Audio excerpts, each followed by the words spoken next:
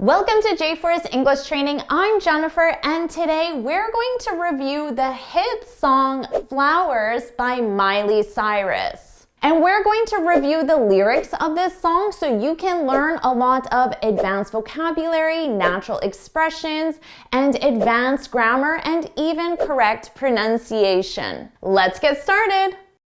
Let's get started with the song review and we'll go through the song together. Now keep in mind, for copyright purposes, I'm not allowed to play the song, but I have included the link to where you can listen to the song with the lyrics so you can learn what the lyrics mean, and then after this lesson you can listen to the song with the lyrics. The song starts by saying, "We were good, we were gold, kind of dream that can't be sold." We were good, we were gold. I said I wasn't going to sing. Notice the verb tense here. We were good. What verb tense is this? Of course, it's the past simple of the verb to be. So it means, of course, they are no longer good, which implies this is a song about a breakup. A breakup. A breakup is when a romantic couple is together, but then they break up and they're no longer together. That's a breakup. So you could say this is a breakup song. So here I gave you some examples. This is a song about a breakup. This is our noun. And here we're no longer together. We broke up. This is the phrasal verb break up, and this is the past form. Broke is the past simple of break. We were good. We're not anymore. We were gold. We're not anymore. Kind of dream that can't be sold. In music, it's very common to reduce certain words for pronunciation purposes because it flows smoother. Kinda is a reduction of the word kind of. And in this case, it means the kind of dream. So it's talking about the type of dream, the kind of dream, the type of dream. Kind of dream that can't be sold. We were right till we weren't. Built a home and watched it burn. So here, when they were still a couple, before they broke up, they built a home together, and then they broke up, and now they're watching it burn. Of course, metaphorically, not literally. They're watching all their memories, their time together, burn. So this sets the tone of the song. We know it's going to be a sad song about a breakup. Now this is the pre-chorus. I didn't want to leave you. Wanna is a reduction. It's the word want to. But when you're singing, it's a lot easier to say I didn't wanna than saying I didn't want to leave you. So it's just easier to say in spoken English, especially when you're singing. So this is saying that it wasn't Miley's decision to break up, to end the relationship. I didn't want to leave you. I didn't want to lie. I'm not sure what they're lying about. A lie is, of course, when you do not tell the truth. To lie. Now notice the verb I'm using here. You tell the truth. In this case, truth is a noun, and we do not use the verb say. You never say the truth, and you never say lies. You always tell the truth or you tell lies. But when you use tell is your verb and lies is a noun. It doesn't have to be plural. You could tell a lie or you can tell lies in the plural. But for truth, there's only one truth, right? Which is why we use the truth and it's singular, but you can say a lie or lies in plural. But again, lies and truth, that's the noun, and the verb is tell. But you can also use lie as a verb. For example, I lied to my boyfriend. This is our verb lie, and it's in the past simple. I lied to my boyfriend. I didn't want to lie, started to cry, but then I remembered. Now the song goes into the chorus, and although this is a breakup song, the song becomes more optimistic, more upbeat in the chorus. I can buy myself flowers, write my name in the sand. Now notice she doesn't repeat this I can, but it's implied for every line. I can write my name in the sand. I can talk to myself for hours, but that would sound quite repetitive to say it over and over. So this I can applies to all the actions. Buy myself flowers. So someone else usually gives you flowers, right? I can buy myself flowers, write my name in the sand, because normally when you're in love, you write your name with your initials and your boyfriend or girlfriend's initials in the sand with a big heart around it. So she's saying, I can write my name in the sand, talk to myself for hours. This is a good time reference here, 4 hours. This is a non-specific amount of time, but it sounds like a long time. For example, we worked on the project 4 hours, 4 hours. That sounds like a long time, even though you don't specify it. Now you can specify the time and say we worked on the project for 3 hours and be more specific. But if you don't include a specific quantity and just say 4 hours, it sounds like a long period of time. Now, this time reference, 4 hours, is flexible and you can use it in different verb tenses. For example, you can use it in the present perfect continuous, and you can say, we've been working on the project 4 hours. So remember, 4 hours just means a long period of time. And it's in the present perfect continuous because it shows that the action started in the past and continues until now. And we actually don't know when the action will stop. But this one in the past simple, it's a completed action. You're not working on it anymore. But yesterday or last week, you worked on the project 4 hours. Coming back to our song, talk to myself for hours. I can talk to myself for a long period of time. I can say things you don't understand. I can take myself dancing.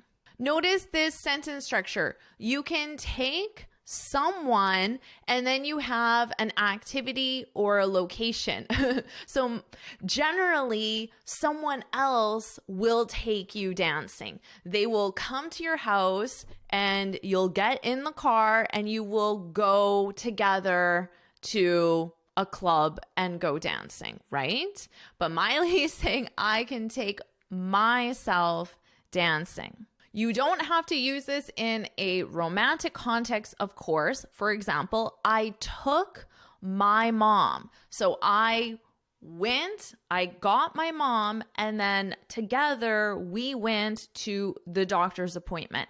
I took my mom to her doctor's appointment. We waited 4 hours for a long period of time. So generally we use this when we want to express some frustration. Oh, I was stuck in traffic 4 hours. Okay, let's continue on. And I can hold my own hand. So of course, let's say this is your boyfriend or your husband. It's very common to hold hands, and she's just joking and saying, I don't need you, I can hold my own hand, which I think is quite funny. I can love me better than you can. Notice our sentence structure here. This is a comparative sentence. I can, and then a certain activity, and then we have our comparative adjective, better than someone can. Let's review these two sentences here. Miley can sing better than I can. That's true. Or I can say, Miley can sing better than me. Notice the difference between these two sentences. In this one, I have I and then can.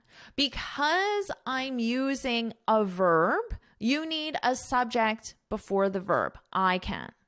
Now, Miley uses this word can a lot in her chorus, which is probably why she ended it on can rather than just saying better than you, better than you, better than you can.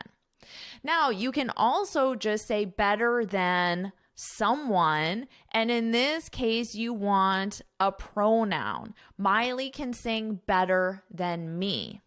And the next part just repeats can love me better over and over again in the song. Now, the next part, paint my nails. So that's when you put nail polish. You paint your nails with nail polish. Paint my nails cherry red, the color. Match the roses that you left. So match. Well, what is being matched here? When you match, you have two or more things that are coming together. So we have cherry red, which is a bright red, and then we have roses, which are also red. So I can say, oh, look, my nail polish matches the roses. The sentence structure is X matches Y. Our verb is match, and it just means X, the nail polish, combines well with Y. Combines well in the sense that it is similar to. Similar to. So if I'm wearing this sweater, I might say, what lipstick will match this sweater? Or what jewelry will match this sweater? What combines well with this sweater? And you can do that for paint. When you're painting your room, does the paint match the chair? Does the pillow match the chair, for example? Okay, let's continue on. No remorse, no regret. These are two great words, especially in the context of a breakup song. Remorse is a deep feeling of sadness for a wrongdoing. So let's say Miley cheated on her boyfriend and that's why they broke up. It's considered wrong to cheat on someone, right? So that's a wrongdoing is something, an action that is considered wrong by society or by your own personal values. So if Miley cheated on her boyfriend, she might feel remorse, which is a really deep feeling of sadness. Now, regret is very similar to remorse, to be honest. It's a feeling of sadness over something that has happened. So very similar. Both of them are negative emotions. I would say remorse, it's a deeper feeling. It's a more painful feeling. And also there's always a wrongdoing associated with it. Whereas regret, you didn't necessarily do something wrong. Maybe you regret not applying for a job. But it isn't wrong to not apply for that job. It's just a decision that you made. So they're very similar, but just used in different context. So no remorse. She doesn't feel a deep feeling of sadness for a wrongdoing, and no regret. She doesn't regret ending the relationship. She doesn't regret telling the person that she doesn't love them anymore. No regret. I forgive every word you said. When you forgive someone, it means you're no longer mad at them. Now we get into the chorus again, and it's the same as before. Before she said, I didn't want to lie, and now she's saying, I didn't want to fight. When two people fight, it's when they're in an argument or a disagreement. That's, they're fighting. Oh, my parents are fighting again, or my two friends are fighting again. You don't just have to fight with a romantic relationship. You can fight with your sibling. You can fight with your friend. So when you get into a disagreement and you're mad at each other, you can say, we're fighting. Here are 2 example sentences. My sister and I fight a lot. Very common for siblings to fight. My husband and I rarely fight. So fight is the only word that's different here. And then it goes right into the chorus, which we already reviewed. So now, and we reviewed this already. And this is the chorus again. And this is the chorus again. So that is the end of the song. So now you know all the lyrics from the song. So again, click on this link. It will be in the description below. And I want you to listen to Miley Cyrus's song, and you can follow along with the lyrics as well. Amazing job with this lesson. Now, what was your favorite new word from this lesson? Leave that in the comments below and leave an example sentence practicing your new vocabulary. And if you found this lesson helpful, please hit the like button, share it with your friends, and of course, subscribe. And before you go, make sure you head to my website and get your free speaking guide. In this guide, I share 6 tips on how to speak English fluently and confidently. And until next time, happy studying!